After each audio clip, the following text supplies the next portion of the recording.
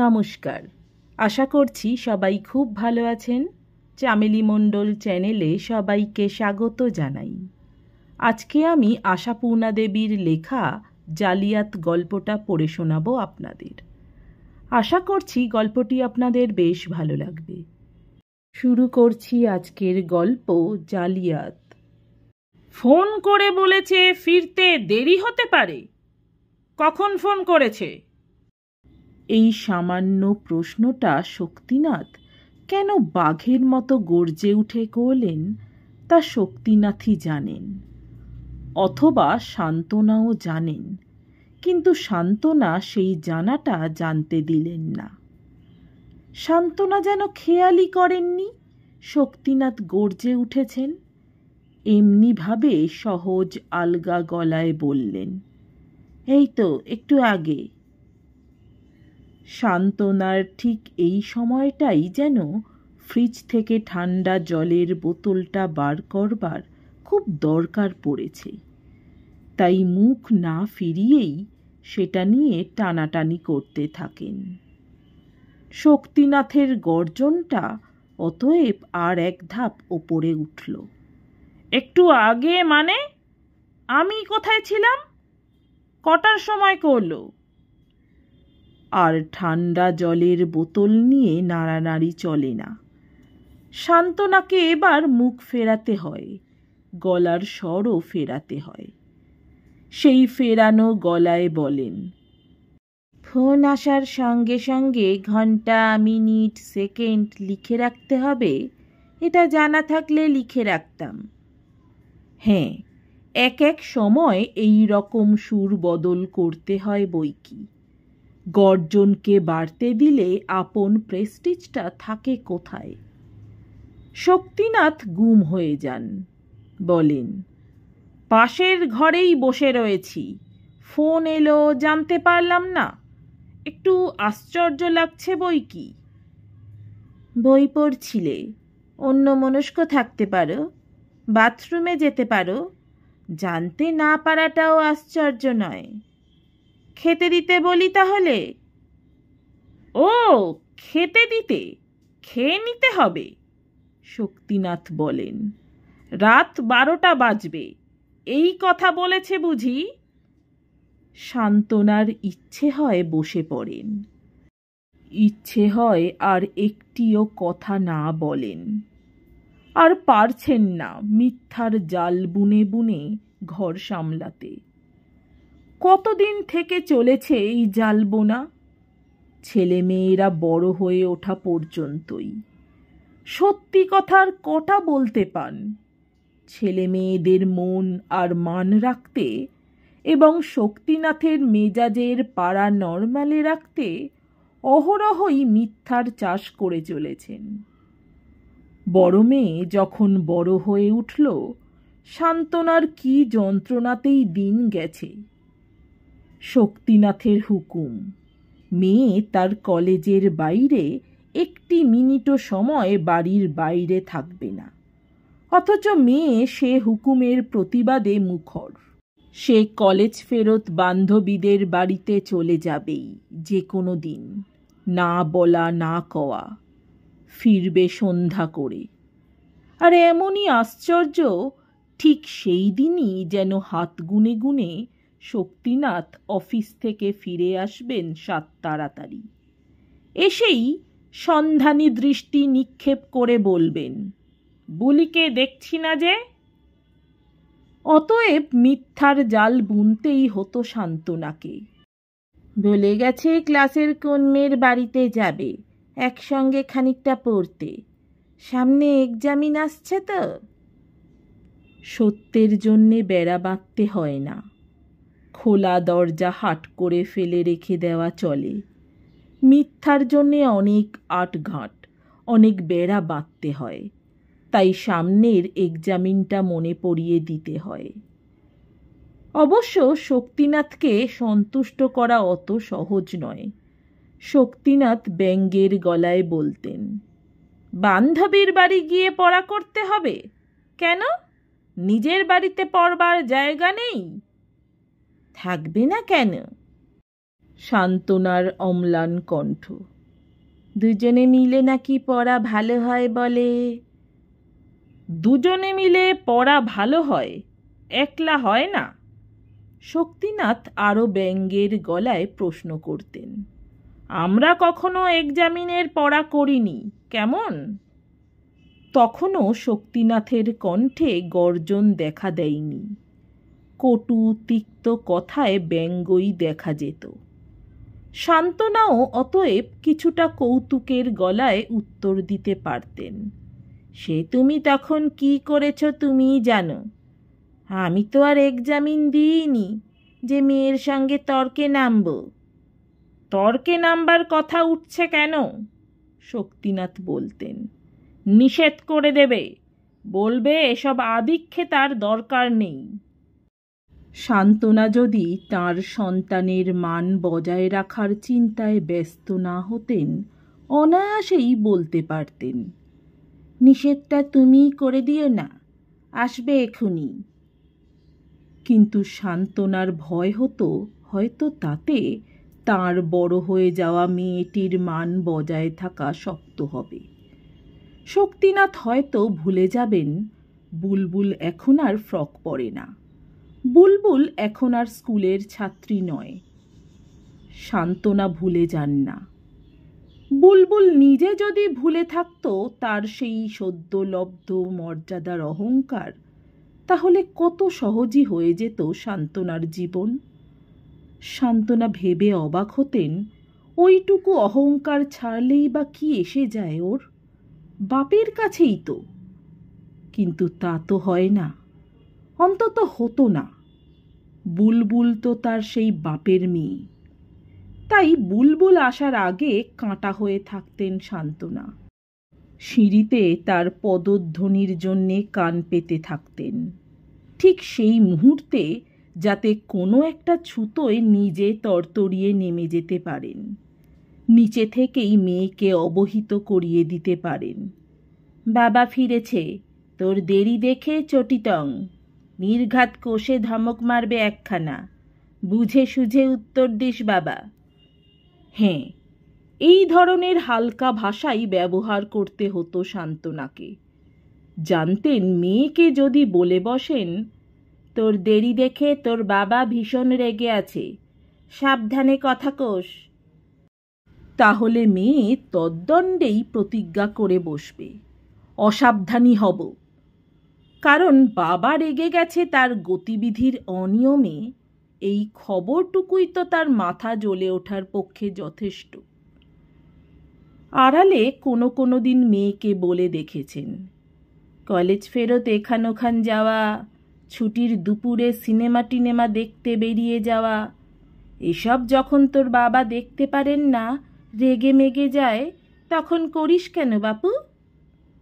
মেয়ে বরফ ঠান্ডা গলায় উত্তর দিয়েছে, বাবা যা চাইবে পৃথিবীতে ঠিক সেটাই ঘটবে, এমন ভাবাটাই ভুল মা।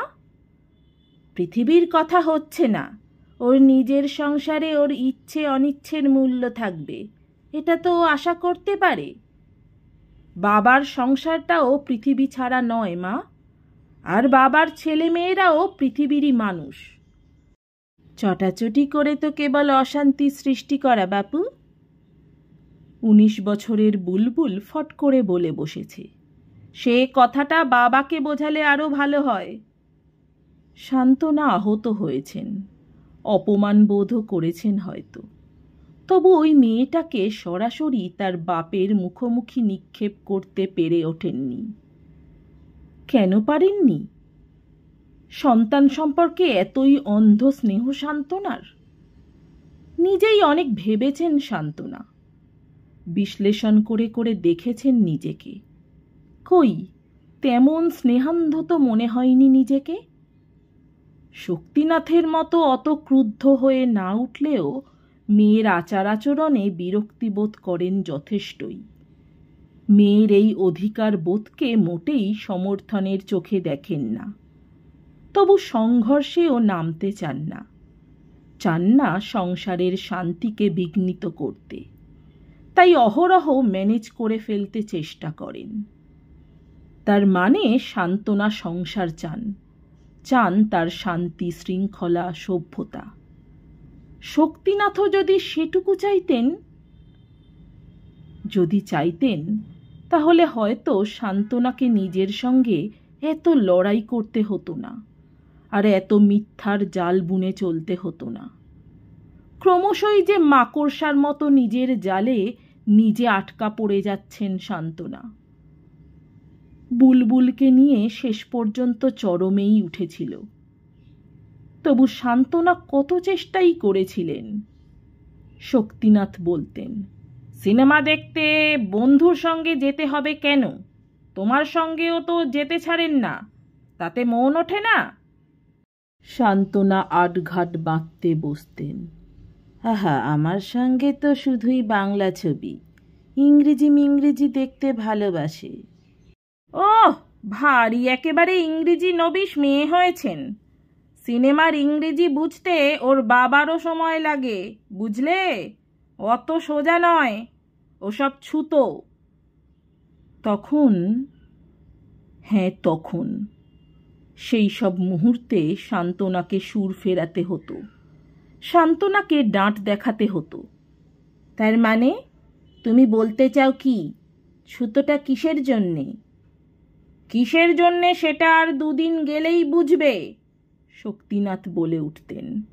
মেয়ে যখন এসে বলবেন, মা আমি লাভে পড়েছি, তখন জলের মতো বুঝবে। সান্ত্বনার বুকটা কেঁপে উঠত। সান্ত্বনা তবু মনে মনে অদ্ভুত একটু হাসি হাসতেন। বুঝবার জন্যে আরও দুদিন অপেক্ষা করতে হবে তাকে। অনেক দিন আগেই তো অনেক কিছু বোঝা হয়ে গেছে তার।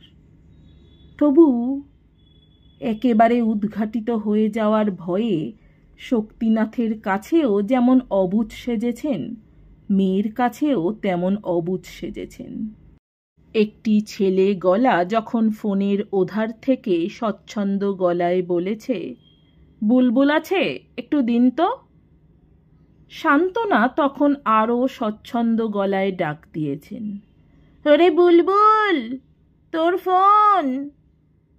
শক্তিনাথ অবশ্য সবসময় বাড়িতে থাকতেন না। অফিস তো 9টা থেকে 7টা, মানে যাতায়াত সমেত। তবু তো অফিস থেকে গাড়ি পান যেতে আসতে। সেই সময়ের এধার ওধার ফোন এলেই মাথা ঘুরে যেত সান্ত্বনার। যদিও সেটা বেশি হতো না, তবু সান্ত্বনার মনে হতো, এরা এতই বা বোকা কেন রে বাবা, এটুকু বুঝে সুঝে চলতে পারে না। সান্ত্বনা জীবনভর কেবল বুঝে সুঝেই চলে এলেন বলেই বোধ করি ওর এই বুঝে সুঝে চলাটাই সব থেকে স্বাভাবিক মনে হতো। কিন্তু কে চায় সেই স্বাভাবিকটা হতে? কে ধারে কে কি ভাবলো ভাবতে? তাছাড়া জরুরি বলেও তো ব্যাপার থাকতে পারে ওদের। বুলবুল পর্বের সময় শক্তিনাথ বাড়িতে থাকাকালীন টাইমে সান্ত্বনাকে প্রায় টেলিফোনের কাছেই বাসা বাঁধতে হতো, যাতে জিনিসটা শক্তিনাথের হাতে গিয়ে না পড়ে। মিলি আর সীতুও তো তখন নাবালকের দলে। ফোনটা এসে ধরলে হয়তো চিৎকার করে ডাকত, দিদি, একটা ছেলে তোকে ফোনে ডাকছে। অতএব সান্ত্বনাকে পাহারা দিতে হতো। সান্ত্বনা তেমন অবস্থায় পড়লে রিসিভারের মুখে হাত চেপে গলা তুলে ডাক দিতেন, বুলু, দেখ তোকে বোধহয় নিভা ডাকছে, তাই তো মনে হলো। এটা মেয়ের প্রতি ইশারা, যাতে মেয়ে বাপের কান বাঁচিয়ে প্রেমালাপ করে, যাতে পাশের লোক বুঝতে না পারে বন্ধু কি বান্ধবী। অথচ আবার মেয়েকেও জানতে দেওয়া চলে না আমি তোমার লুকোচুরির উপদেষ্টা। তাই লাইনের শেষে যোগ করতে হয়, তাই তো মনে হলো। এই করে চলেছেন, এইভাবে চালিয়েছেন। তবু শেষ রক্ষা হলো না। একদিন ঝড় উঠল বাড়িতে। শক্তিনাথ নিজের চোখে দেখে এসেছেন বুলবুল একটা ছোঁড়ার সঙ্গে হাসতে হাসতে সিনেমা হল থেকে বেরিয়ে একটা রেস্তোরাঁয় ঢুকে গেল।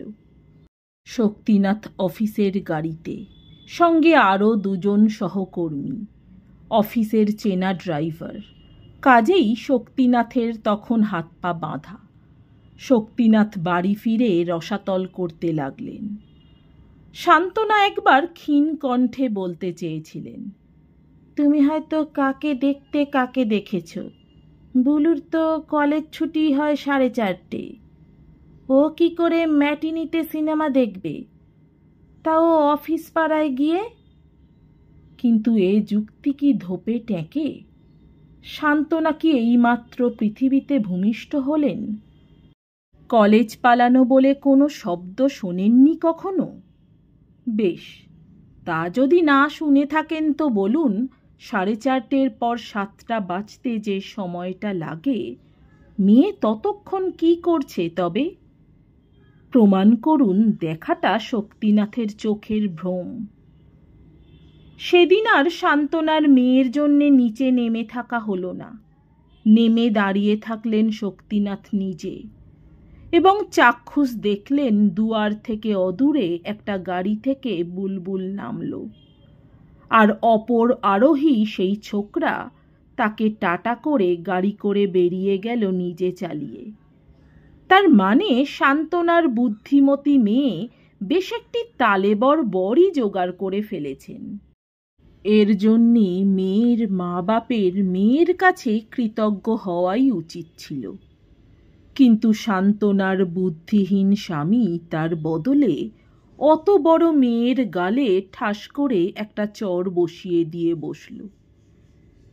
তারপর যা হওয়া উচিত, যা হওয়া সম্ভব তাই হলো। মেয়ে বাপের মুখের ওপর বলল, ওকে আমি বিয়ে করব, এবং পরদিন বাপের নাকের সামনে টেলিফোন তুলে বলল, এখুনি এসে আমাকে এখান থেকে নিয়ে যাও। অর্থাৎ বাপ মেয়েকে যে ওজনের চড়টা মেরেছিলেন, মেয়ে তার 4 গুণ ওজনের চড় বাপকে ফিরিয়ে দিল। কিন্তু শান্তনা কি তখন হার মেনে তার জাল বোনার কাঠি দুটো হাত থেকে নামিয়ে রেখে বলতে পারতেন, ওরে পাজি মেয়ে, আমি কি এতদিন বুঝিনি ভেবেছিস তুই যে তলে তলে উঠছিস? সে কথা আমি তোর ওড়ার প্রথম দিন থেকেই বুঝেছি। শুধু এইটা বুঝিনি এতটা দুঃসাহস তোর হবে। আমাকে পর্যন্ত না জানিয়ে তুই এত দূর এগোবি। আমি তোর বাপের মতো গুঁয়ার আর বুঝো নই। আমার কাছে ব্যক্ত করলে তোর সাপও মরত, লাঠিও ভাঙত না। বলতে পারলেন না। বললে বাকি জীবনটা তো ওই জালবোনা বন্ধ করতে হতো। ধরা পড়ে যেতেন শক্তিনাথের কাছে। তাই শান্তনাকে আকাশ থেকে পড়তে হলো। শান্তনাকে মেয়ের মুখ দেখা বন্ধ করতে হলো। শান্তনাকে বলতে হলো, কি করে বুঝবো, কেমন করে ভাববো আমার সঙ্গে এত চাল চালছে? আমি ভাবি সবই মেয়ে বন্ধু। এমন তো হরদমই দেখি গোটা কত কম বয়সী মেয়ে দল বেঁধে সিনেমা যাচ্ছে, শাড়ি জামার দোকানে যাচ্ছে, চা খেতে দোকানে ঢুকছে। এখানেও বেঁধে নিলেন একটু বেড়া, করে নিলেন একটু রিপুকর্ম। হরদম দেখেন বলেই না শান্তনার সরল মনে সন্দেহ ঢোকেনি। কাজেই শান্তনা ওসবের মধ্যে কোনো দোষ দেখতে পাননি। কেমন করে জানব বুলুর বেলাতেই মেয়ে বন্ধু নয়, ছেলে বন্ধু? পিতৃগৃহে ঢোকবার অধিকার বুলবুল আজও পায়নি। আজও শক্তিনাথ বড় মেয়ের মুখ আর দেখেননি। মেয়েও অবশ্য নত হয়ে এসে তেমন চেষ্টা করেনি। তবে মাসির বাড়ির ঠিকানায় মাঝে মাঝে মাকে চিঠি দেয়, এবং আগে থেকে যোগাযোগ করে সেই মাসির বাড়িতেই মাতা কন্যার মিলন হয়। মেয়ের পুজোর আর জন্মদিনের শাড়িও ওই পথেই মেয়ের হাতে পৌঁছয়। মিনি জানে, সীতুও জানত। এখন আর জানে না সীতু, ভুলে গেছে। ইহজগতে দিদি নামের যে কোনো একটা প্রাণী ছিল, অথবা সীতুর কর্মজীবনের সঙ্গীরা ব্যতীত আর কেউ আছে এই জগতে, সে কথা মনে নেই সীতুর। মিলি মাঝে মাঝে মার সঙ্গে যায়, তবে প্রকাশ করে না। কিন্তু শক্তিনাথ আজও অন্ধকারে। শক্তিনাথ জানেন তদবধি বুলবুল নামটাই মুছে গেছে এ সংসার থেকে। শক্তিনাথ কি তবে সম্পূর্ণ সুখী? নিজের সংসারে নিজের এই মর্যাদা বজায় থাকায় শক্তিনাথ কি অহংকারে মটমটে হয়ে আছেন?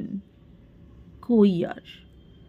বুলবুলের ঔদ্ধত্য ভুলতে না ভুলতে সীতানাথ বা সীতু একেবারে উদ্ধতের রাজা হয়ে বসে থাকল। সাংসারিক বিধিনিষেধ নীতি নিয়ম এসবের ধার ধারে না সীতু। সীতুর নীতি যা ইচ্ছে করবে, কোনো কৈফিয়তের উত্তর দেবে না। জেরা করতে এলে এমন একটি মোক্ষম বুলি শুনিয়ে দেবে যে দুবার আর জেরা করতে হবে না। অতএব সীতু কখন বেরোয়, কখন ফেরে, কখন খায়, কখন না খায়, কিছু ঠিকঠাক নেই। শুধু রাতের খাওয়াটা বাড়িতে খায়, আর রাতের শোয়াটা বাড়িতে শোয়, এইটুকু ভরসা। আর ওইটুকুর জোরেই সান্ত্বনা সারাদিনের সমস্ত বেঠিকগুলোকে ঠিকঠাকের চেহারা দিয়ে শক্তিনাথের পাতে পরিবেশন করে। সীতু যদি না খেয়ে দে বেলা 10টায় বেরিয়ে গিয়ে রাত 10টা পর্যন্ত না ফেরে, সান্ত্বনা শক্তিনাথকে বলে, এই তো বিকেলবেলায় বেরোলো, তুমি আসবার একটু আগেই, কলেজ থেকে ফিরে জল টল খেয়ে। সীতু আজকাল আদৌ কলেজে যায় কি না সান্ত্বনা জানেন না। তবু এখনো তার ওই জালটুকুর আবরণ দিয়ে ঢেকে রেখেছেন সেই সন্দেহটিকে। সান্ত্বনা সীতুকেও বুঝতে দেন না সে সন্দেহ। সান্ত্বনা বোধ করি ভাবেন একবার সন্দেহ প্রকাশ করলেই সীতু বেহেড হয়ে যাবে, সীতু নিরাবরণ হয়ে যাবে। তাই তিনি সীতুকেও বলেন, কলেজ ফেরত এখান সেখান ঘুরিস কেন? একবার বাড়ি এসে খেয়ে টেয়ে তো যেতে পারিস বাবা।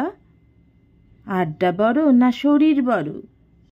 ঠিক ওই মুখটায় সীতু বলে উঠতে পারে না, কলেজ আবার যাচ্ছে কে? কলেজ ফলেজ যাইনি। সীতু গুজগুজ করে যা বলে তার অর্থ এ হতে পারে, খিদে পেলে কোথাও না কোথাও খেয়ে নিতে পারে সে, অত ভাববার দরকার নেই। সীতু যেদিন বেশি রাত করে সান্ত্বনা হঠাৎ বলে ওঠেন, এই রে একেবারে ভুলে মরেছি, সীতু যে বলেছিল আজ একটু রাত হবে। এতদিনে কিন্তু শক্তিনাথের হাল ছেড়ে দেওয়া উচিত ছিল। শক্তিনাথের নখদন্তহীন বৃদ্ধ ব্যাঘ্র বনে যাওয়া উচিত ছিল। কিন্তু শক্তিনাথ সেই উচিত কর্মটি করেননি। শক্তিনাথ যুগের দিকে তাকিয়ে দেখতে চেষ্টা করেননি। তাই শক্তিনাথ এখনো বাঘের গর্জনে প্রশ্ন করে উঠতে পারেন, খেয়ে নিতে হবে, ফিরতে রাত 12টা বাজবে, এ কথা বলেছে বুঝি? আজ আর হঠাৎ বলে উঠবার উপায় ছিল না, এই রে ভুলে মরেছি, সীতু যে বলেছিল ফিরতে দেরি হবে। আজ শক্তিনাথের শরীর ভালো ছিল না। শক্তিনাথ সারাদিন বাড়িতেই আছেন, আর শক্তিনাথের চোখের সামনেই বেরিয়ে গেছে সীতু সাত সকালে ভাত খেয়ে। সান্ত্বনা হেঁকে বলেছিলেন, আজ বুঝি তোর 10:30টায় ক্লাস? সীতু কি যেন একটা বলে, অথবা হয়তো কিছু না বলে তরবরিয়ে চলে গিয়েছিল। অতএব আজ রাত্রে ঘড়ির দিকে তাকাতে তাকাতে বুক যখন কেঁপে উঠল, তখন বলতে হলো, এইমাত্র ফোন করল। শক্তিনাথ ওবেলা খাননি, এবেলা দুখানা গরম লুচি খাবেন। তাই সান্ত্বনা কাঁপা বুককে শক্ত করে বললেন, খেতে দিতে বলি। আর শক্তিনাথের তীব্র প্রশ্নের উত্তরে বলেন, ওকে নিয়ে তো পারা যাবেই না, দেখছই। নিজের শরীরটা আর নষ্ট করে কি হবে? শক্তিনাথ ক্রুদ্ধ গলায় বলেন, তোমার প্রশ্রয়ে প্রশ্রয়েই এতবার বেড়েছে। ও কথা নতুন নয়, বলে শান্তনা বামুন ঠাকুরকে নির্দেশ দেন, ঠাকুর, দাদাবাবুর খাবার ঢেকে রেখে আমাদের খেতে দাও। বাবুর লুচি কটা একসঙ্গে ভেজে ফেলো না, একখানা একখানা করে ভেজে দিও। আমাদের হয়ে গেলে তুমিও খেয়ে নিও। শান্তনার প্রতি ভগবানের অসীম দয়া যে শক্তিনাথ খেতে বসলেন। হয়তো সারাদিনের উপবাসের ফলশ্রুতি এটা। হয়তো ঠাকুরকে পর্যন্ত খেয়ে নিয়ে দাদাবাবুর প্রতি অবহেলা দেখানোর কথায় কিঞ্চিত প্রসন্ন হলেন। মোট কথা খেতে বসলেন তিনি, এবং মিলি আর শান্তনাও। শক্তিনাথ তাঁর ছোট মেয়ের পাতের দিকে তাকিয়ে বললেন, মাছটা সব ফেললি যে? মেয়ে উত্তর দেবার আগেই শান্তনা তাড়াতাড়ি বলে উঠলেন, খুব ঝাল লাগছে বুঝি মাছের ডালনায়? আমারও একটু একটু। ঝাল আবার কোথায়? বললেন শক্তিনাথ। ঝাল ফাল কিছু হয়নি। ও যে লঙ্কার ফোড়নটি পর্যন্ত খেতে পারে না। মিলি বেঁচেছিল, কারণ মাছ নামক বস্তুটিকে সে আদৌ গলাধ্যকরণ করতে পারে না। শুধু বাবার ভয়ে ভেঙে ছড়িয়ে ফেলে দেয়। ঝালের সম্বন্ধে মিলি তবু রেহাই পাচ্ছিল। সুশৃঙ্খলেই আহার পর্বটা মিটে যেত, কিন্তু গেল না, শেষ রক্ষা হল না। শক্তিনাথ তখনও দুধের বাটিতে হাত দেননি। ঝনঝনিয়ে উঠল টেলিফোনটা। বেশি রাতে টেলিফোনের শব্দটা এই রকম জোরই লাগে, যেন এসে ধাক্কা মারল, যেন কোনো অশুভ বার্তা নিয়ে এসেছে। শান্তনার সর্বশরীরে যেন ওই ঝনঝনানিটা একটা ধাক্কা মারল। শান্তনার হাত থেকে ভাতের গ্রাসটা পড়ে গেল। শান্তনার মনে পড়ল না ঝাঁপিয়ে পড়ে গিয়ে টেলিফোনটা তাঁরই ধরা উচিত। শান্তনার মনে পড়ল না সেই অবসরে শক্তিনাথ ঝাঁপিয়ে পড়লেন, বাঁ হাতেই রিসিভারটা তুলে নিলেন। তারপরই শক্তিনাথের মুখ থেকে অদ্ভুত অদ্ভুত সব কথা বেরোতে লাগল। মিলির মুখটা হাঁ হয়ে গেল। শান্তনা আচ্ছন্নের মতো তাকিয়ে রইলেন, আর শক্তিনাথের সেই কথাগুলো যেন পরিস্থিতিটার ওপর আছড়ে আছড়ে এসে পড়তে লাগল। কে? সুব্রত? কি ব্যাপার এত রাত্রে? কোথা থেকে কথা বলছো? বেলেঘাটা থানা থেকে? সুব্রত শান্তনারই দিদির ছেলে।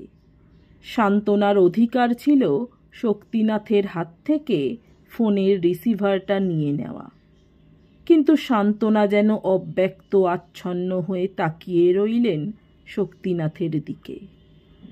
আর বোধ করি ওই রকম আচ্ছন্ন ভাবের জন্যেই শান্তনার মনে হতে লাগল শক্তিনাথের কথার খাঁজে খাঁজে একটা উল্লাসের ঝঙ্কার ঠিকরে উঠছে। ওটা যে শক্তিনাথের উত্তেজিত চিত্তের কম্পন, সেটা বুঝতে পারছেন না শান্তনা।